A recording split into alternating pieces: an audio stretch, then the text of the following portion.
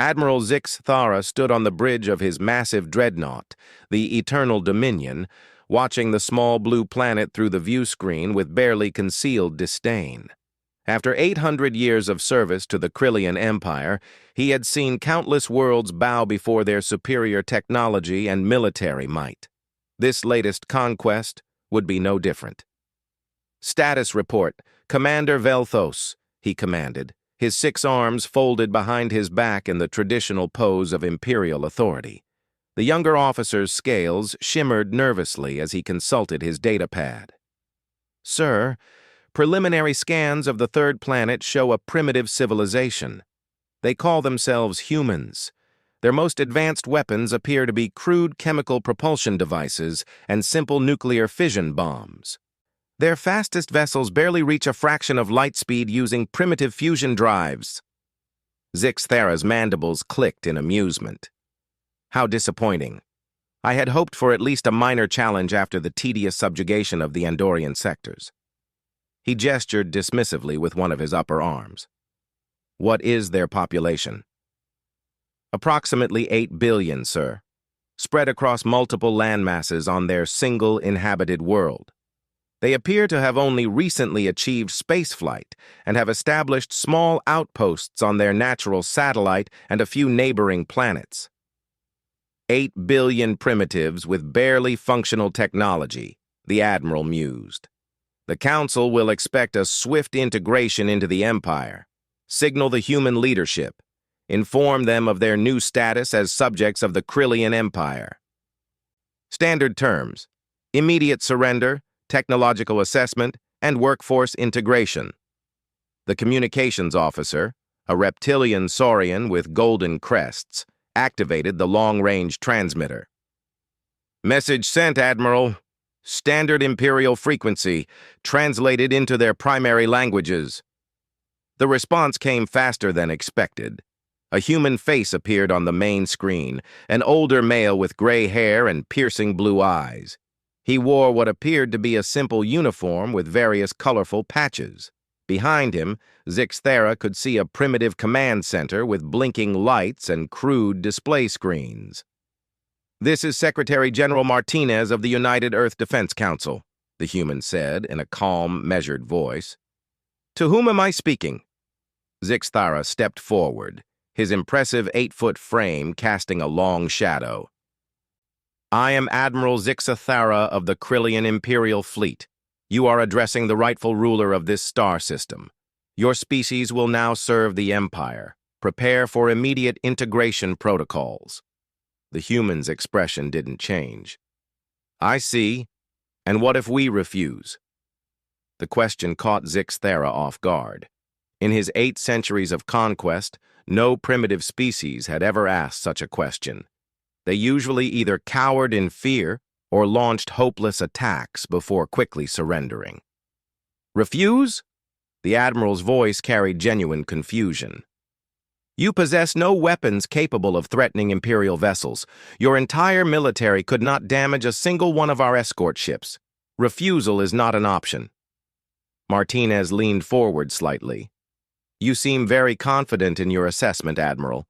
Tell me, what do you know about human history?" "Irrelevant primitive tribal conflicts," Zix Thara dismissed with a wave. "Your species has existed for what, a few thousand years? The Krillian Empire has dominated this galaxy for over 50,000 years. We have conquered thousands of worlds and integrated hundreds of species. Your brief existence is of no consequence." "I see." Martinez turned to someone off-screen and spoke briefly before returning his attention to the Admiral. "Admiral Zix Thara, we appreciate your invitation to join your empire. However, after careful consideration, the United Earth Defense Council must respectfully decline." The bridge fell silent. Even the normally efficient hum of the ship's systems seemed to pause. Zix Thara's mandibles spread wide in shock. "You decline?" he finally managed. "Do you not comprehend the situation? This fleet contains 12 dreadnoughts, 47 battlecruisers, and over 200 support vessels. Each dreadnought alone could sterilize your entire planet's surface. "We understand your capabilities, Admiral," Martinez replied calmly. "We also understand our own. Humanity chooses freedom over subjugation. Always." Commander Velthos shifted nervously. "Sir, perhaps we should demonstrate our power. A single orbital bombardment of one of their cities would—" "Admiral," Martinez interrupted, somehow having heard the exchange despite the translation delay.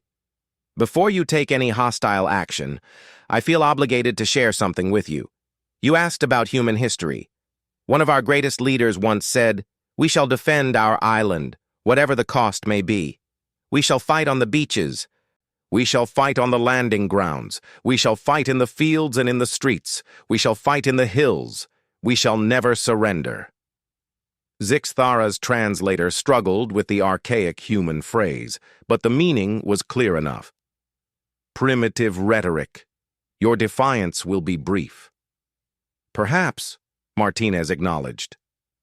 "But you should know that those words were spoken by a leader whose people faced impossible odds against an enemy that seemed invincible. They were outnumbered, outgunned, and alone. Yet they prevailed." The human's eyes hardened. "You see, Admiral, you may know our technology, but you clearly don't know humans. We don't surrender. We adapt, we endure, and we win." The transmission ended abruptly, leaving the Imperial bridge in stunned silence. "Sir," the communications officer ventured hesitantly, "shall I prepare the bombardment targeting systems?" Zixthara stared at the now empty screen, his mind racing. In 800 years of conquest, he had never encountered such blatant defiance from a primitive species. The human's confidence was either supreme stupidity or— no, it had to be stupidity. Their technology was centuries behind Imperial standards. Their weapons were laughably primitive. Their space fleet consisted of a handful of chemical propulsion vessels that wouldn't survive a single hit from Imperial plasma cannons. "Begin standard orbital bombardment," he ordered finally. "Target their major population centers. Once they see a few cities reduced to ash, they'll reconsider their position." "Sir," Velthos interrupted, studying his sensor readings with growing concern. "We're detecting massive energy signatures from the planet's surface. Multiple launch sites are activating." "Primitive missiles," Zixthara scoffed. "Raise shields and prepare point defense systems. Their crude projectiles won't even scratch our hull plating." But as he spoke, something unusual appeared on the tactical display. Hundreds of objects were ascending from Earth's surface, but they weren't following ballistic trajectories. They were accelerating far beyond what primitive chemical rockets should be capable of. "Sir, those aren't conventional missiles," the sensor operator reported, his voice rising with alarm. "They're showing impossible acceleration curves. Some are reaching significant percentages of light speed." Zixthara's confidence wavered. "Impossible." "Our intelligence clearly showed they lack advanced propulsion technology." The first wave of human missiles reached the Imperial fleet's outer perimeter. The automatic defense systems engaged, filling space with brilliant flashes of plasma fire. Most of the incoming projectiles were destroyed, but several penetrated the defensive screen. "Shields holding at 97%, the defense coordinator reported. "Minor impacts on hull sections 7 through 12. "Minor impacts?" Zixthara demanded. "From primitive weapons?" "Sir, initial analysis suggests these weren't conventional explosive warheads. The impact signatures are unusual." Before anyone could elaborate, alarms began blaring throughout the ship. Emergency lights bathed the bridge in pulsing red as damage reports flooded in from across the fleet. "Sir, the Glorious Victory reports complete loss of sensors. The Infinite Power has lost main propulsion. The escort group, Triumphant, is showing critical systems failures across all vessels." Zixthara's eyes widened as he processed the reports. "How is this possible? What kind of weapons are they using?" The science officer, a pale, lunar-born Krillian with enhanced cranial ridges, worked frantically at his station. "Sir, preliminary analysis suggests electromagnetic pulse devices of unprecedented sophistication. The humans appear to have weaponized their primitive nuclear technology in ways our computers never predicted." EMPs. Zixthara's mandibles clicked nervously. "Against Imperial shielding?" "Sir, our shields are designed to deflect energy weapons and kinetic impacts. These devices are creating cascading electromagnetic feedback through our shield matrices themselves. They're turning our own defensive systems against us." A new wave of missiles appeared on the sensors, these ones different from the first. Larger, slower, but radiating energy signatures that made the fleet's computers issue warning after warning. "Sir, recommend immediate withdrawal to safe distance," Commander Velthos urged. "We need time to adapt our defenses." "Withdrawal." Zixthara's voice was incredulous. "From primitives. The Empire does not withdraw from inferior species." The second wave struck home with devastating effect. 3 battlecruisers went dark immediately, their hulks drifting powerless through space. The mighty dreadnought, Eternal Dominion, shuddered as its own systems fluctuated wildly. "Sir, we're receiving another transmission from the planet," the communications officer announced. Martinez appeared on screen again, but this time his expression was harder, more focused. "Admiral Zixthara, this is your final warning. Withdraw from our system immediately." "You dare threaten the Imperial fleet with your primitive weapons?" Zixthara snarled, though his voice lacked its earlier confidence. "Admiral, you made a fundamental error in your assessment," Martinez replied. "You assumed that because our everyday technology appears primitive to you, we lack the capability for advanced warfare. You forgot that necessity is the mother of invention, and for humans, war has always been the greatest necessity." On the screen behind Martinez, tactical displays showed the positioning of Imperial vessels with frightening accuracy. "You see, while we may use chemical rockets for routine space transport, we've been developing military applications of our technology for decades. Every human nation has been preparing for exactly this scenario since we first looked at the stars and wondered what might be looking back." Zixthara felt a chill run down his spine. "Your sensors detected our fleet weeks ago." "Months ago, actually," Martinez corrected. "We've been tracking your approach since you entered the outer system. We know the capabilities of your ships, the weaknesses in your shield technology, and the communication protocols you use to coordinate your fleet actions." "Impossible. Our stealth systems are designed to avoid detection by technology similar to your own," Martinez interrupted. "Human sensor networks operate on principles you apparently never encountered. Quantum entanglement arrays, gravitational wave detection, neutrino flow analysis. We see everything, Admiral." The tactical display updated, showing new launches from Earth's surface. This time, the missiles were massive, clearly designed for a single devastating strike. "Those warheads contain antimatter, Admiral," Martinez said matter-of-factly. "Not the exotic matter your empire uses, but good old-fashioned human engineering, particle accelerators the size of cities, magnetic containment systems that would make your scientists weep, and enough destructive potential to crack a moon." Zixthara's blood ran cold. "You're bluffing. Antimatter weapons require technology centuries beyond your level." "Admiral, you keep making the same mistake," Martinez said, with what might have been pity. "You assume that because we choose simple, reliable technology for daily use, we lack the capability for complexity when needed. Humans have been splitting atoms for over a century. We've been smashing particles together since before we left our home planet. Containing antimatter is just advanced engineering." The massive missiles reached optimal firing position, holding steady in space around the Imperial fleet like a constellation of death.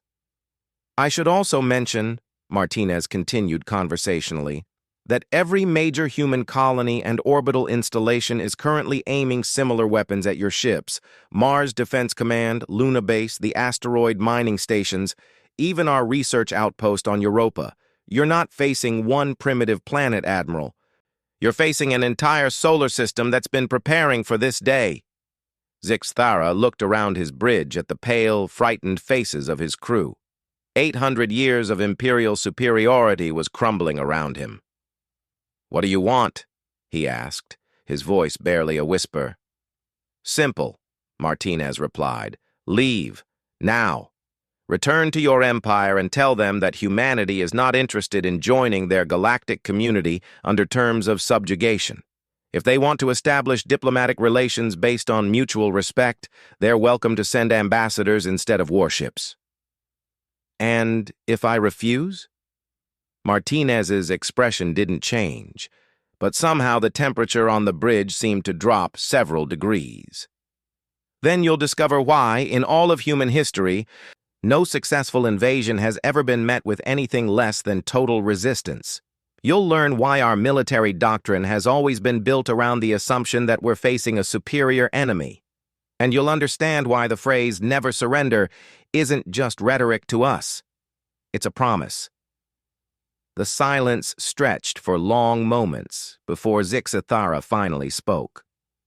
"How long do we have to withdraw?" 24 hours should be sufficient to reach the edge of our system," Martinez replied.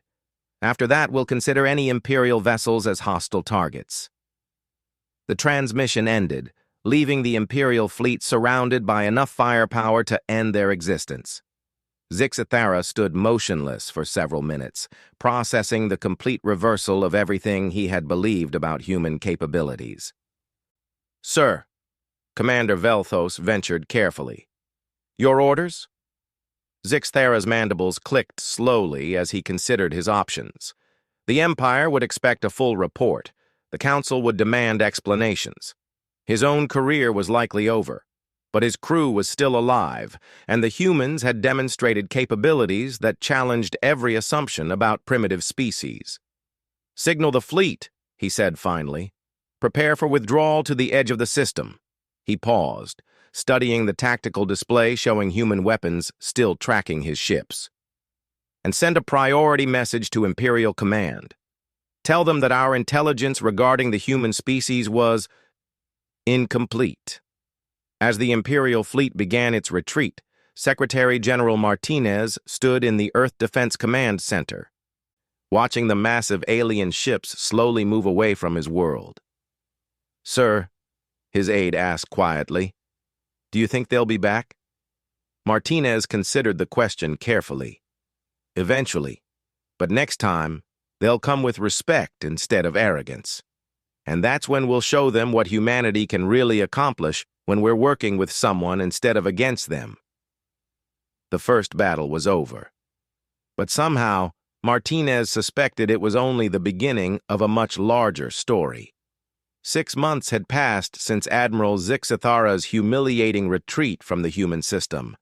The massive council chamber on Krylos Prime buzzed with tension as representatives from across the Empire gathered for an emergency session.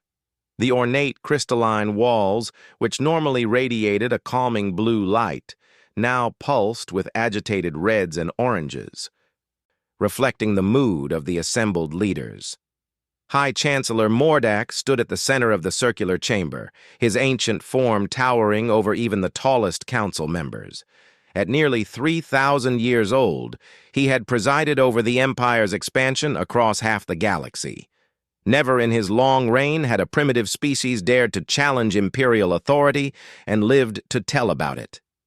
"Explain to me again," his voice boomed across the chamber, "how a single planet of primitives forced an entire battle fleet to retreat." Admiral Zixthara stood rigid in the center of the council circle, his career in ruins, but his dignity intact. "Honored Chancellor, our intelligence was flawed. The humans possess military technology far beyond what our preliminary scans indicated." "Flawed intelligence?" The Chancellor's 4 eyes blazed with fury. "Our sensor technology is the most advanced in the galaxy. Our computer systems have analyzed millions of species across thousands of worlds. How could we be so completely wrong about one insignificant planet?" "Because they hide their true capabilities," Zixthera replied firmly.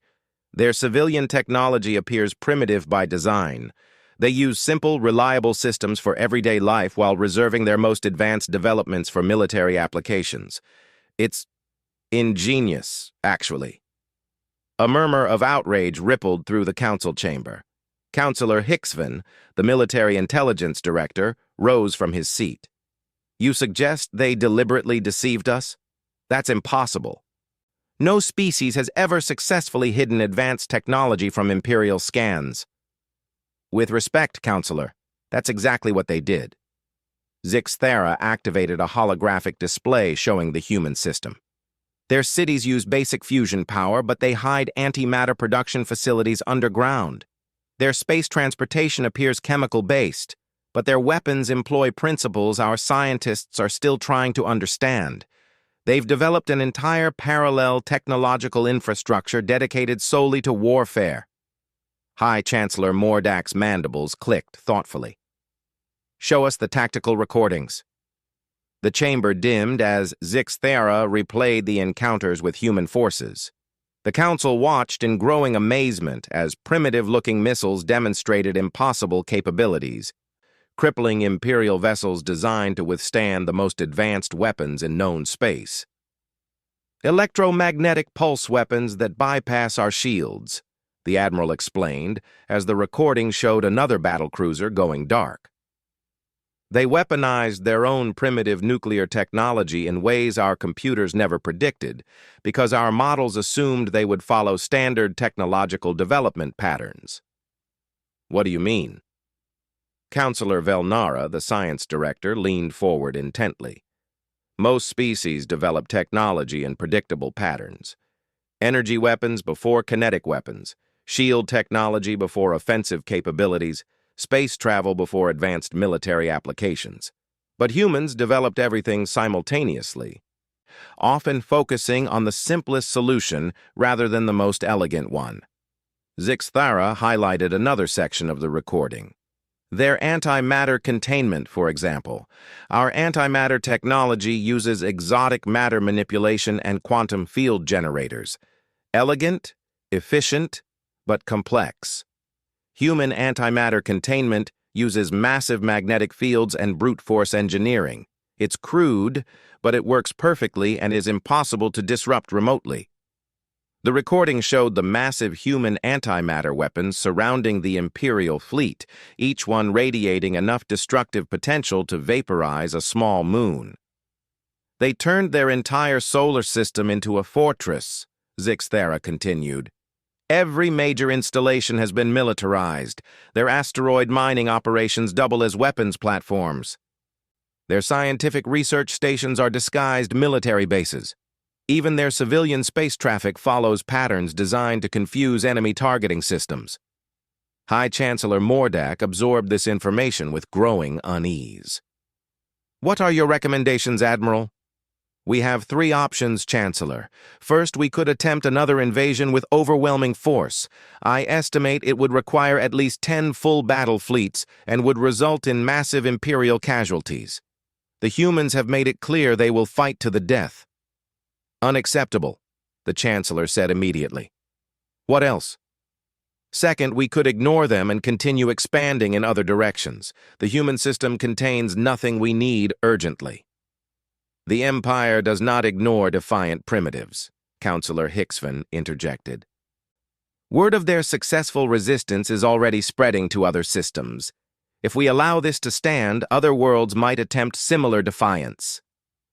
Zixthera nodded grimly. Which brings us to the third option, Chancellor. Diplomatic contact. Establish formal relations and attempt to understand how they achieved such rapid military development. The chamber erupted in outraged voices. Negotiate with primitives? The Empire does not bargain with inferiors. This is unthinkable. High Chancellor Mordak raised one massive hand, and silence returned instantly. Admiral, you've been in direct contact with these humans. What is your assessment of their intentions? They don't want to conquer anyone, Chancellor. They simply refuse to be conquered themselves. Their leader, Martinez, made it clear they would welcome diplomatic contact if approached with respect, rather than demands for surrender. Respect for primitives? Counselor Velnara's voice was incredulous. Counselor, with all due respect, they're not primitives, Zixthera said firmly. Their technology is different, not inferior. In some ways, it's actually superior to ours. Their weapons are more effective, their defensive strategies are more sophisticated, and their industrial capacity is expanding at unprecedented rates. The Admiral activated new intelligence reports. Our long-range sensors have detected massive construction projects throughout their system. They're building new space stations, expanding their defensive networks, and launching exploration missions to nearby star systems. All in the 6 months since our encounter. Exploration missions? The Chancellor's voice carried a note of alarm. 47 vessels so far, Chancellor. Each one follows a different route, uses different propulsion technology, and carries advanced sensor equipment. They're mapping potential expansion routes while simultaneously searching for other inhabited systems. The implications hung heavy in the chamber. If humanity began expanding into space with the same rapid development they'd shown in their home system, they could become a major galactic power within decades instead of centuries. Counselor Hicksvan stood again.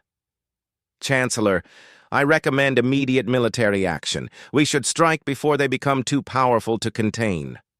And risk losing half our fleet to primitive weapons? Zixthera challenged.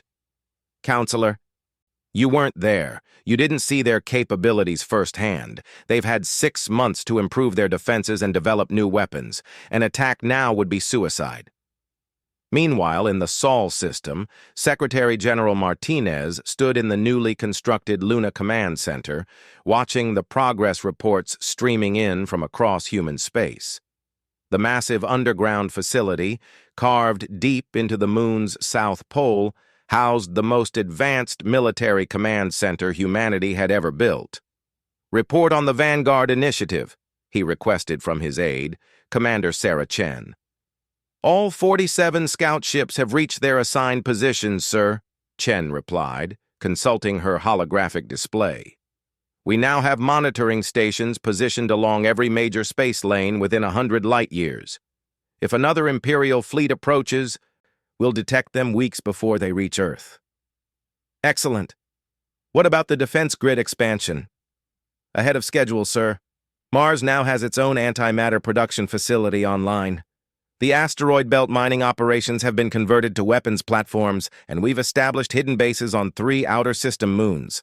Total defensive capability has increased by over 400% since the first Imperial contact. Martinez nodded approvingly. The transformation of human space in just 6 months had been remarkable, even by human standards. Every major corporation, every scientific institution, every government had united behind a single goal, ensuring humanity would never again be vulnerable to alien invasion. Sir, Chen continued, we're also receiving interesting reports from the deep space monitoring stations. Imperial communication traffic in this sector has increased dramatically. They're clearly planning something. Any indication of their intentions?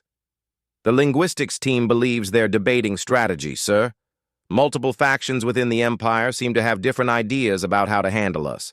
Some want immediate military action, others are advocating for a diplomatic approach. Martinez considered this news. What's your assessment of Imperial military capabilities if they decide to attack again? Commander Chen activated a detailed analysis on the main display. Based on the data we collected during the first encounter, we estimate the full Imperial military could field approximately 20,000 capital ships. Even with our improved defenses, that would be challenging. But not impossible? No, sir, not impossible. Our new defensive technologies have some significant advantages. We've adapted the electromagnetic pulse weapons to work over much greater distances. The antimatter warheads are more powerful and more accurate. And we've developed something new. Chen activated a classified display that showed test footage of humanity's latest weapon development. We call it the Gravity Lance, sir.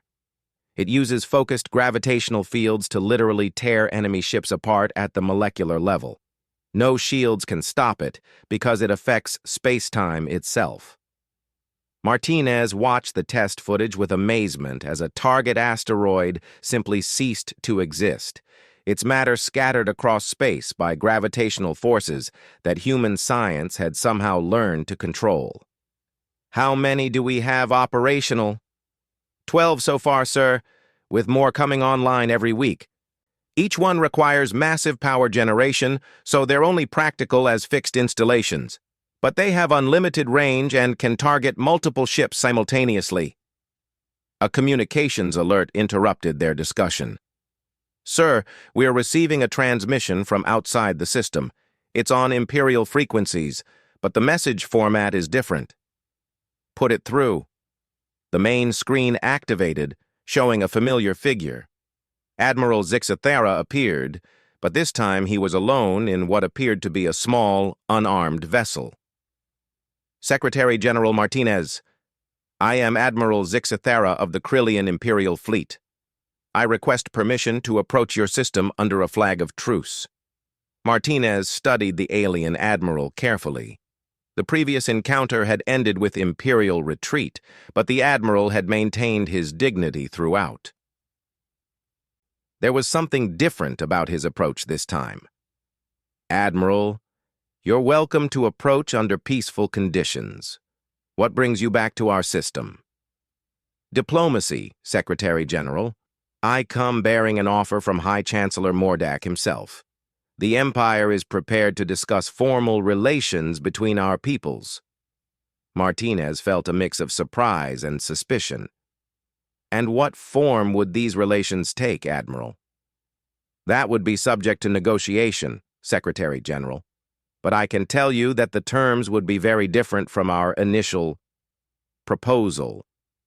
Over the next several hours, Martinez found himself in the most important diplomatic negotiation in human history. Admiral Zixathera proved to be surprisingly reasonable, acknowledging the Empire's initial mistakes and expressing genuine interest in understanding human society.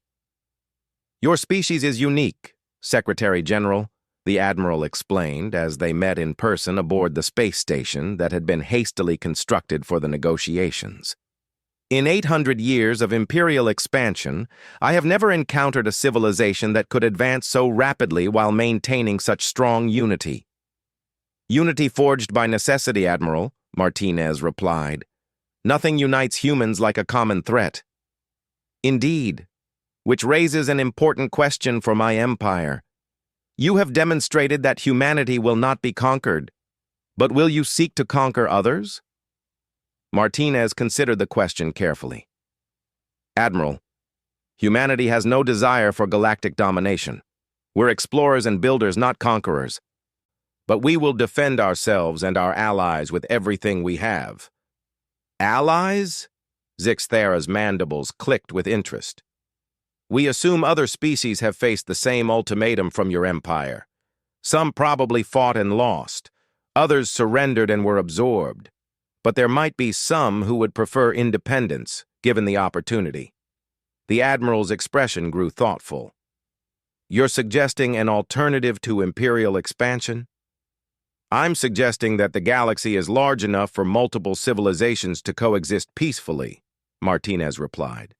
Trade instead of conquest, cooperation instead of subjugation, mutual benefit instead of exploitation. For the first time since entering human space, Admiral Zixathera began to see possibilities beyond military conflict. The humans had proven they couldn't be conquered easily, but their proposal offered something potentially more valuable, a new model for galactic civilization. I will carry your proposal back to the Chancellor, he said finally. But I should warn you, many in the Empire will see this as weakness. They may choose to attack regardless of diplomatic progress. Martinez smiled grimly. Admiral, in the 6 months since your first visit, humanity has prepared for exactly that possibility.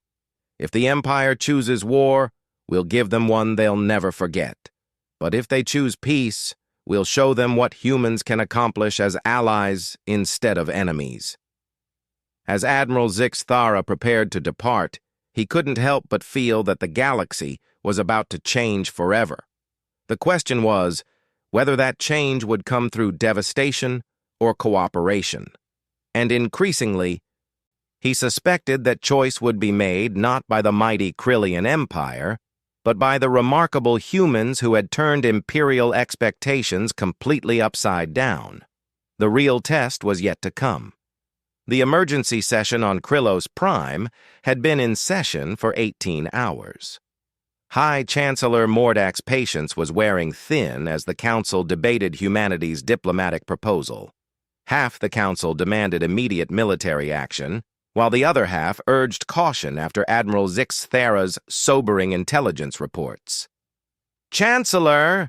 Councillor Hicksvan slammed his fist on the council table. "We cannot allow this precedent to stand. If word spreads that the Empire negotiates with defiant primitives, our authority across the galaxy will collapse."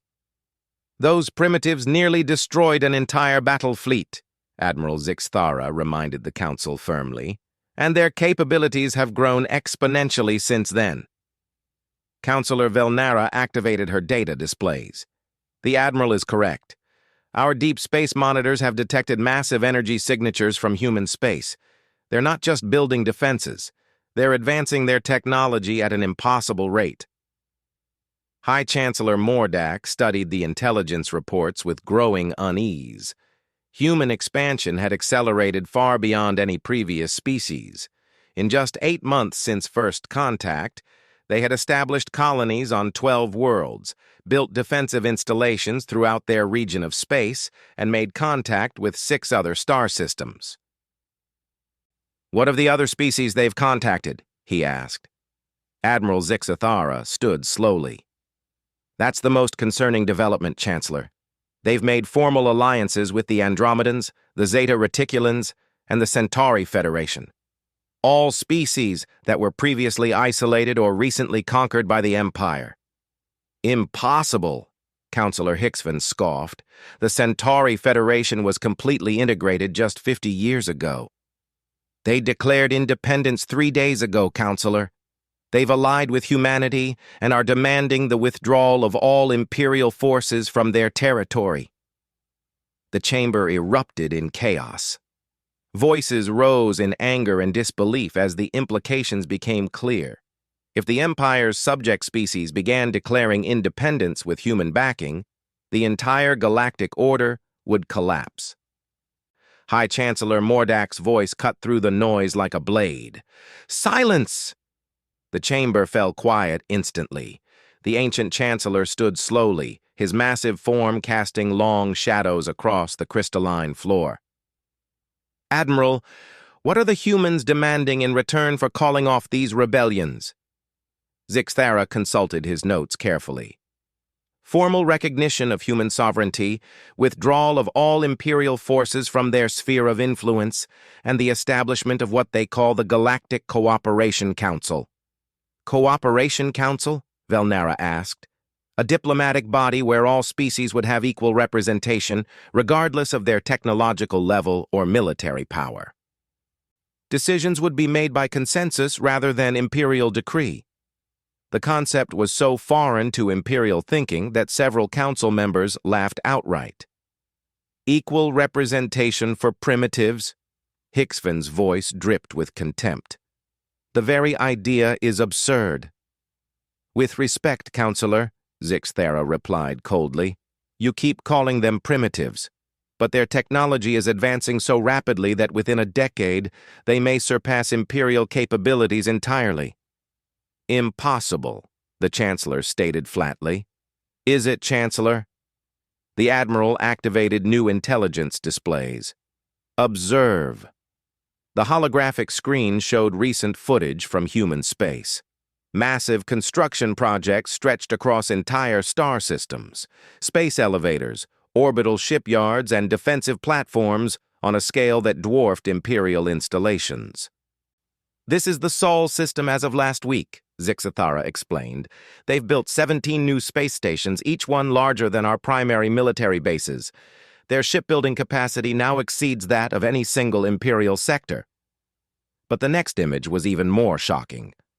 This is the Proxima Centauri system, which they colonized 4 months ago. The display showed a thriving star system with multiple inhabited worlds, extensive industrial facilities, and defensive networks that stretched from the inner planets to the outer asteroid belt. "How is this possible?" Counselor Velnara whispered. "They don't think like us," Zixthera explained. "The Empire conquers worlds and then slowly integrates them over centuries. Humans terraform, build, and colonize at incredible speed because they work with the local species rather than subjugating them." "You mean they're allied with the original inhabitants?" "Not just allied, Counselor. They're partners. The humans provide advanced technology and defensive support. The local species contribute their knowledge of the local environment and their existing infrastructure. Together, they accomplish in months what would take the Empire decades." High Chancellor Mordak processed this information with growing alarm. The Empire's strength had always come from its overwhelming technological superiority and centralized control. But humanity was demonstrating a completely different model, one based on cooperation, rapid adaptation, and decentralized innovation. "What about their military capabilities?" he asked. Admiral Zixthera's expression grew grave. "Growing exponentially, Chancellor.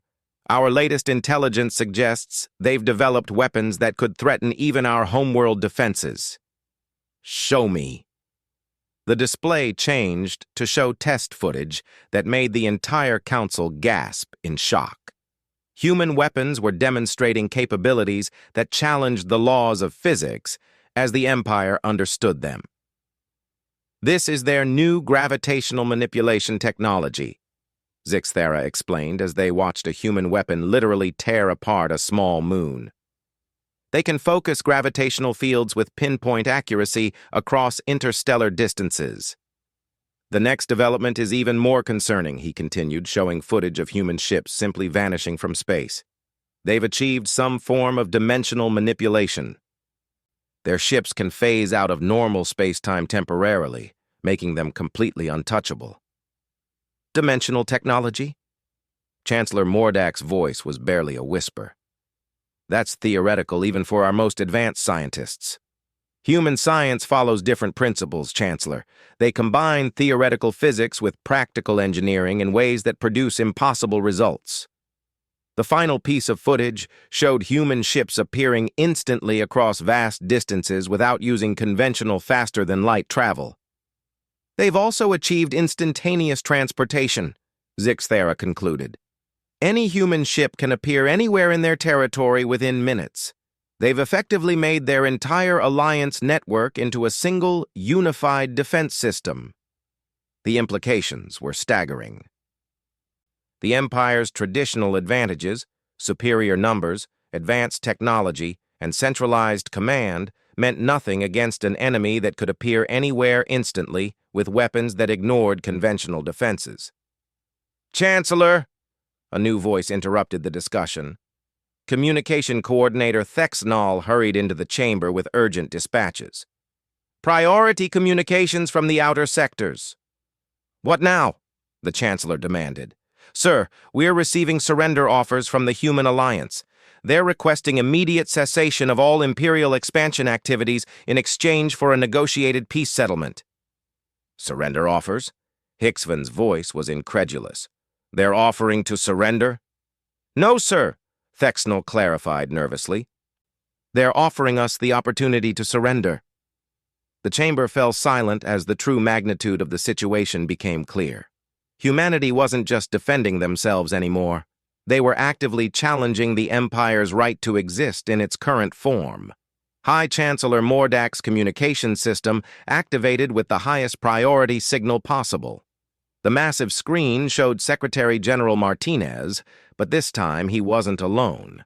Representatives from dozens of species stood behind him, all of them wearing similar expressions of calm determination. "High Chancellor Mordak," Martinez said formally, "I am speaking on behalf of the Galactic Freedom Alliance.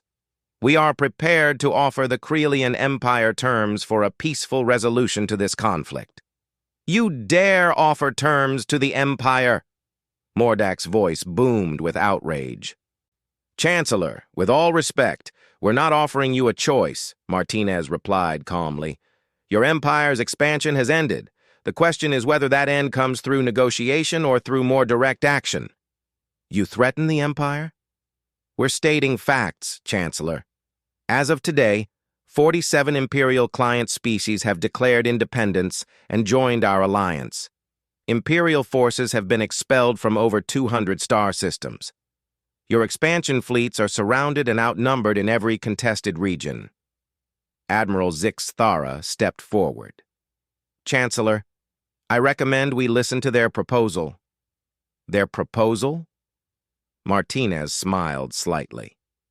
Actually, Admiral, we're past proposals. We're now offering terms for Imperial surrender. The words hit the council chamber like a physical blow. The mighty Krelian Empire, rulers of half the galaxy for 50,000 years, being offered surrender terms by a species that had barely achieved spaceflight a century ago. The terms are simple, Martinez continued. Immediate withdrawal of all Imperial forces from contested territories, recognition of the independence of all Alliance member species, establishment of the Galactic Cooperation Council with equal representation for all members, and most importantly, the end of forced Imperial expansion. And if we refuse, Chancellor Mordak asked, his voice barely controlled, then we'll demonstrate why humans earned the nickname the species that never surrenders, Martinez replied. But this time, we won't be defending, we'll be liberating. As if on cue, new displays activated around the council chamber, showing the current military situation. Human alliance forces had surrounded every major Imperial installation. Their ships appeared on sensors in impossible numbers, using transportation technology that rendered traditional fleet movements obsolete. How?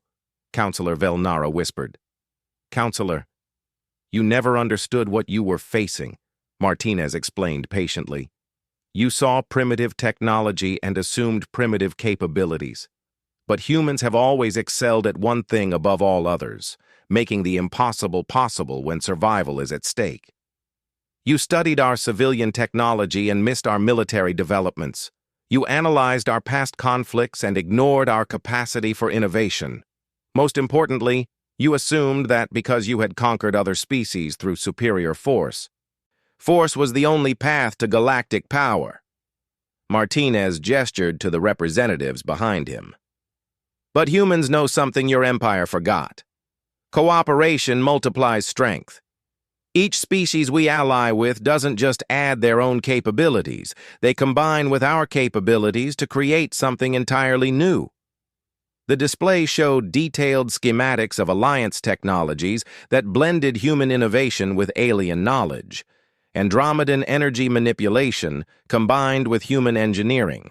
Centauri biological sciences enhanced with human computational power. Zeta reticulan dimensional theory merged with human practical applications. This is what you never understood about humanity, Chancellor, Martinez said. We don't conquer, we adapt, we learn, we integrate. And we make everyone around us stronger in the process. You have 12 hours to consider our terms, Martinez concluded. After that, we begin liberation operations in the core Imperial territories. The transmission ended, leaving the council chamber in shocked silence. High Chancellor Mordak stood motionless for several minutes, processing the complete reversal of everything he had believed about galactic power. The Empire's strength had always been built on the assumption that superior technology and military force could overcome any resistance. But humanity had demonstrated something far more powerful. The ability to unite former enemies into willing allies, to advance technology through cooperation rather than conquest, and to turn defensive necessity into offensive capability.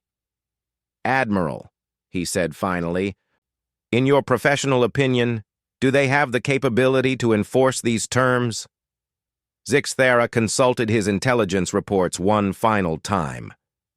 Chancellor, they have the capability to destroy us completely, but they're offering us the chance to become part of something larger instead. You recommend surrender? Chancellor, I recommend survival and adaptation. 8 hours later, High Chancellor Mordak stood before the assembled council and made the announcement that would change galactic history forever. The Krillian Empire accepts the terms of the Galactic Freedom Alliance.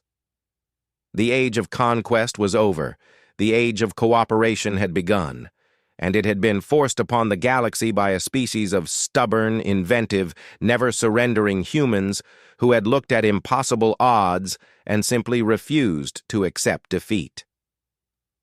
In the weeks that followed, as Imperial forces withdrew from conquered territories and the Galactic Cooperation Council held its first sessions, Admiral Zixthera found himself appointed as the Empire's first ambassador to humanity.